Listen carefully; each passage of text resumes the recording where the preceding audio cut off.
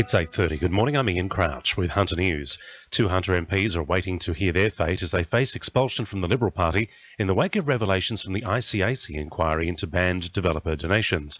The member for Swansea, Gary Edwards, and Port Stephens MP Craig Bowman were both implicated at the inquiry. Mr Bowman allegedly failed to pay business tax and hid donations from developers, while Mr Edwards is accused of accepting an illegal donation from former Newcastle Lord Mayor Jeff McCloy. Liberal State Director Tony Nutt wrote to both MPs last week asking them to clarify if they've broken any state or federal laws. They have until Monday night to respond. A local government worker has been charged as part of an ongoing fraud investigation in Newcastle.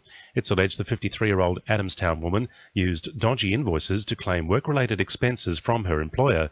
Joanne Elliott from Police Headquarters says detectives have been involved in a lengthy investigation. Now, the woman was charged with 6 counts of obtaining a financial benefit by deception, allegedly of more than $31,000.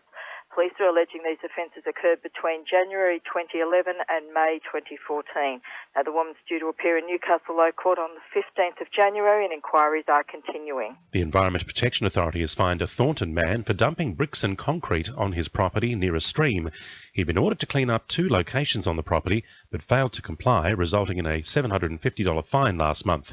He's now been issued with a second clean-up notice and faces legal action from the EPA if he continues to ignore the directive.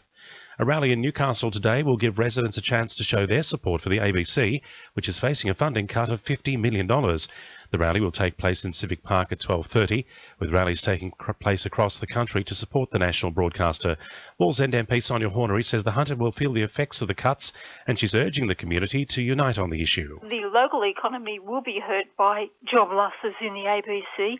I think it's really important, and I ask the community to get behind the ABC in Newcastle and the Hunter and make sure that you voice your support of the ABC and the great work that it does, including writing and making representation, particularly to your federal MPs. An internal investigation has now been launched at the University of Newcastle into allegations of cheating. The Herald reports the university is one of several where students have allegedly used the My Master website service to complete their online assessments and exams in exchange for cash. The Education Department has also launched an investigation into the claims. Hunter TAFE teachers and students could feel the pinch after State Parliament voted against a bill by the Greens to protect the vocational education and training provider. The legislation aimed to stop the introduction of the smart and skilled training market, the privatisation of vet training, and called for TAFE funding to be restored. Greens MP John Kay says the damage can be clearly seen here in the Hunter. In the Hunter, we've already lost shipbuilding.